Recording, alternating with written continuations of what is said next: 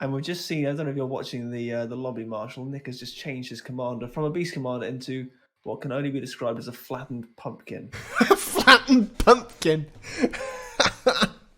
I don't know if we can allow any commander other than a beast to be used. This is not what the spectators turned up to see. They wanted to see beasts versus beasts, not beasts versus squashed fruit. Absolutely disgraceful. I mean, he is called the Command Donut, so I think that gives a little bit of a clue as to what it's supposed to be. But it's inferior. Nick blaming the Beast Commander on his previous loss, perhaps.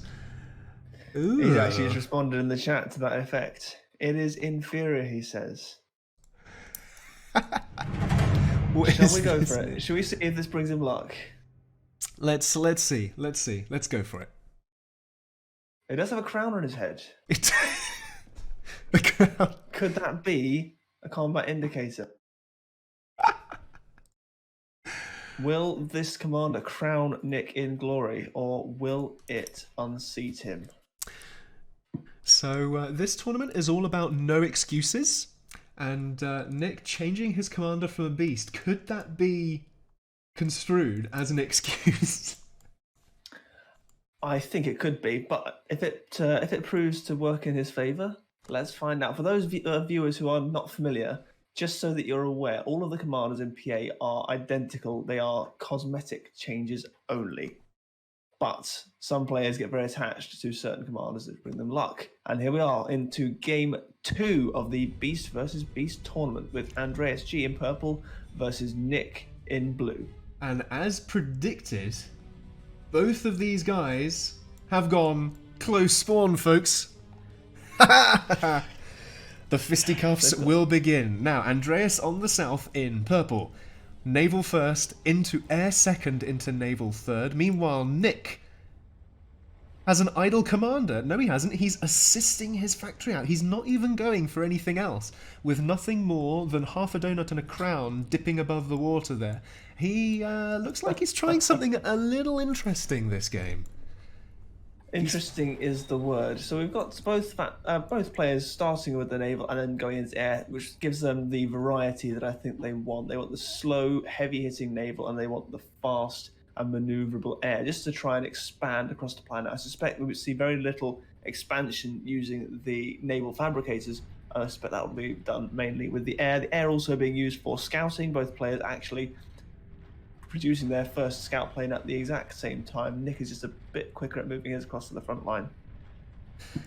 And both of them now have the indication as to where the other player has spawned. Andreas using his Piranha gunboats, meanwhile Nick using his Firefly there. So both of them now know what's going on. Nick moving his commander forward to the middle here, being very, very aggressive. Is he going to put up some torpedo launchers on this front line? Is he going to put some pelters down on the other side of this mountain and fire into Andreas's base? It looks like he's going for some torpedo launchers.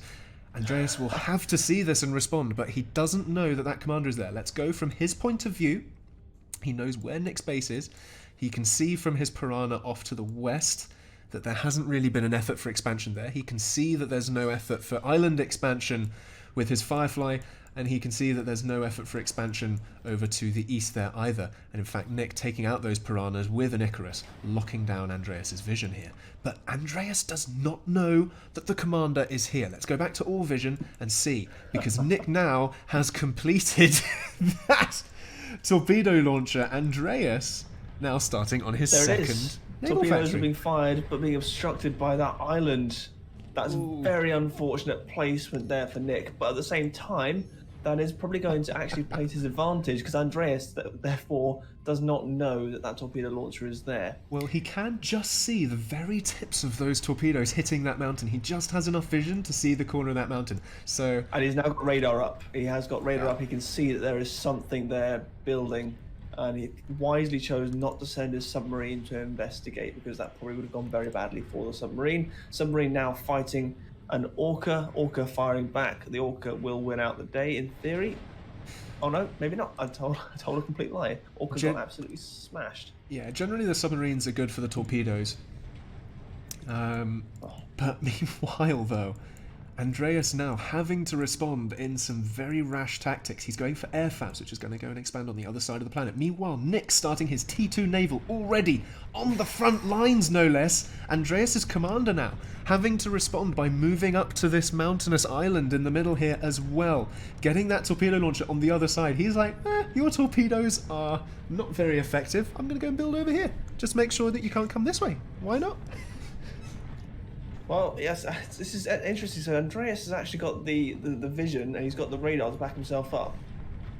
Meanwhile, Nick has just spotted Andreas's commander, which is now coming under attack from that Orca. Orca's opened up fire. We've got commander moving in from Nick. We have some commander on commander action. There is a torpedo launcher in the mix as well. That is Nick's commander being targeted by the torpedo launcher, which is being focused out by the Orcas, is being taken out. In turn, the submarines coming into the fray now. Nick is now trying to build a backup torpedo launcher to try and fight off this submarine. And we've got some pelters going on in Andreas's base as well. Andreas with the pelter, which has range of Nick's commander. He's not targeting it though.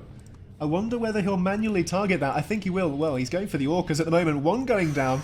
Andreas's defense here, I feel, is very, very strong indeed. Meanwhile, though, Nick's T2 naval is up to halfway completed. Andreas getting that free air fabber, expanding to the other side of the map there. It's... And Nick, I think, Nick has lost the bubble a bit here. He's lost his focus on the bigger picture. He's not been expanding as aggressively as Andreas has. Andreas has got expansion going out behind him. Nick has been focused almost entirely on this rush strat, which I have never seen the likes of before in all of my PA days. And unfortunately, it doesn't seem to have paid off for him. It doesn't seem to have at this stage. However, this T2 naval could be crucial. If he gets out something like, I don't know, maybe a Typhoon will be what he goes for first because of the drones that can go over that mountain. Maybe even a Kraken first. And it is a Kraken coming out first. That will be crucial. Can he get it out and alive? Andreas now has seen that a Kraken is coming out.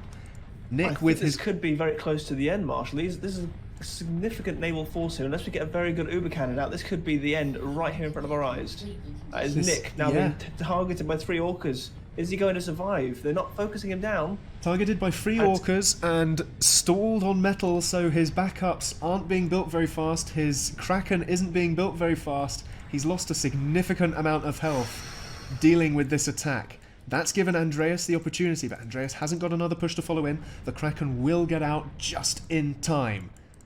That is going to be crucial. This is what... This Kraken is going to save Nick, if indeed it manages to do so. He needs this T2 to work. The gamble... Look at what's going on in the base. We've got Icarus raiding a base. What? This is... I mean, I have got words for it, but they're not polite words. I don't think I should really be using them in polite kind of. The Kraken now going out to the front line and absolutely demolishing those tier 1 naval. As long as he can get to the other side of this mountain and get something healing that Kraken, maybe a barnacle coming out of the T1 factory to assist, he might just about be able to make something happen here, because now the Kraken can start shooting at this commander, and that's going to do significant amounts of damage. Andreas here might have made an error of calculation. It's going to be very, very close here between this Kraken and the commander. And the second Kraken now coming out. Both 7%! Now a fraction of their health. 7% for Andreas and 14 for Nick. This T2 could just have swung the game once again. It's now what we're waiting to see is whether Nick gets vision of that commander. He now has vision of that commander. Will he target that Kraken onto the commander? That is all going to depend on whether he's able to successfully focus it down. One goes! 5%! 3 more shots from the Kraken, and he would be curtains for Andreas. This really is a high-octane fight for Game 2. I don't know how I'm going to survive the rest of the games that we've got to play if this is what we've got in store. I can see... Commanders now sat at 5% for Andreas, 14% for Nick. Another Kraken comes out into the fold. Unfortunately now, Andreas now wise to the threat, bringing his commander well back away from the front lines. Has the window of opportunity closed now for Nick to pull off these Kraken strats. Lots of submarines now being produced by Andreas to counter the threat, taking out the Krakens with impunity. And we see Icarus a lot this game, this tournament rather even. They're raiding Andreas's, rather Nick's expansions to the side. Meanwhile, Andreas, as you say, has got all of his expansions around to the rest of the planet. And he's pushing in with these Barracudas. Can he get close enough? Another Kraken is on the board. Andreas's T2 has been denied. It's just, unfortunately, now we're just going some really poor metal trades. The Kraken's significantly more expensive than any of these Barracudas, and they are just being produced now, completely countering the Kraken threat. What Nick now needs to do is to find something that he can produce to protect those Barracudas and go hunting for that commander, but Andreas is not going to be making that easy for him. What he really needs to do is get some expansion going. Look at that economy difference, 110 metal to 61. That is significant, especially for a naval game. And we should note that Nick does not have any presence in the air, really. Andreas doesn't have a huge amount, but he has some. And Nick just doesn't have the ability to get any more metal out. It's just... Nick has completely neglected his expansion, and here we're seeing the very micro-heavy game that Nick is playing versus the macro game of Andreas. Andreas is just able to calmly thwart these early aggressive strategies, meanwhile continuing to expand and just pulling back in at the end. Right now, the only thing Nick has got going for him is that he has got T2 and Andreas doesn't. But how long will that advantage continue to hold out while his economy is being destroyed by Icarus? I mean, all he needs to do is get a Narwhal out to defend against those Icarus on an expansion, but the problem is he can't use any metal for anything other than defending his front lines at the moment. A few Barracudas getting a few hits off now. Nick's commander down to 4%, and there is more Barracudas on the front lines, and Andreas takes game 2. That was in a phenomenal game. One of the most clutch games I think I've seen. Genuinely, that was 5%, 15%. Both got very lucky with their commanders. That was at one point or another. It was down to the wire, and Nick can, pardon the pun, wave goodbye to a win on the first naval map of the series.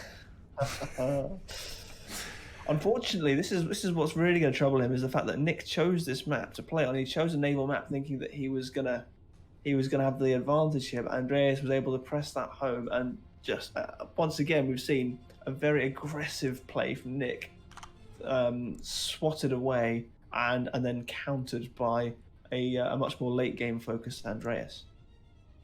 It's gonna be interesting, isn't it? It's gonna be really interesting. Shall we go and chat to the players? Let's go and see what the players are up to.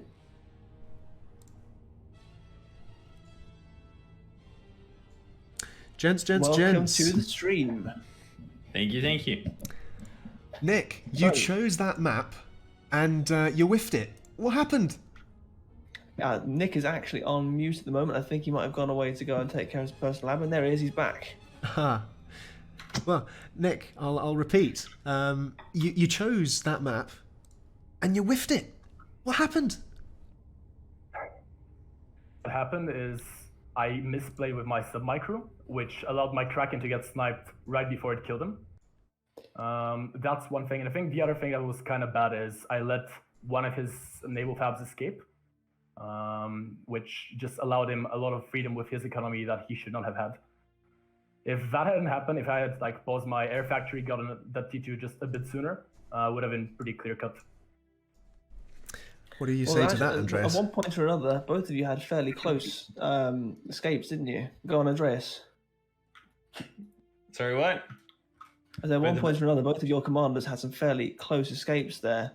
Yeah, I mean, the first one would have been GG if he had the beast commander, like a proper man. But of course, Nick cannot stand up for his colors, so I had to go with the Dempster commander, which is smaller in the hitbox, so it means that he can get into the shallow waters more. So at least the beast won in the end. But I mean, if you want to be embarrassed about the beast, then all power to him, or not, right? I'm not ashamed of my beast. I'm gonna rock this. Smart, buddy. So Nick, what was your thought process behind choosing the donut commander over the beast commander? What was your thought process there? Tell the viewers a little bit about what that did for you in that game. As Andreas said, the donut commander has the shortest hitbox of all commanders. So in terms of torpedo launchers and sticking out of shallows, That's really, really important. So, namely orcas, which currently completely wreck commanders as they are. You need like 3 orcas to kill a commander clean. And they also outranged commanders are very, very deadly if you have your head sticking out. Okay, so there we are. There we have it, folks. It wasn't psychological. It was purely strategic. So Nick, 2 losses now. I think we got very rush-heavy maps out of the way. Now Andreas is left exclusively with his mid-game and macro skills, and we'll see how that goes for him.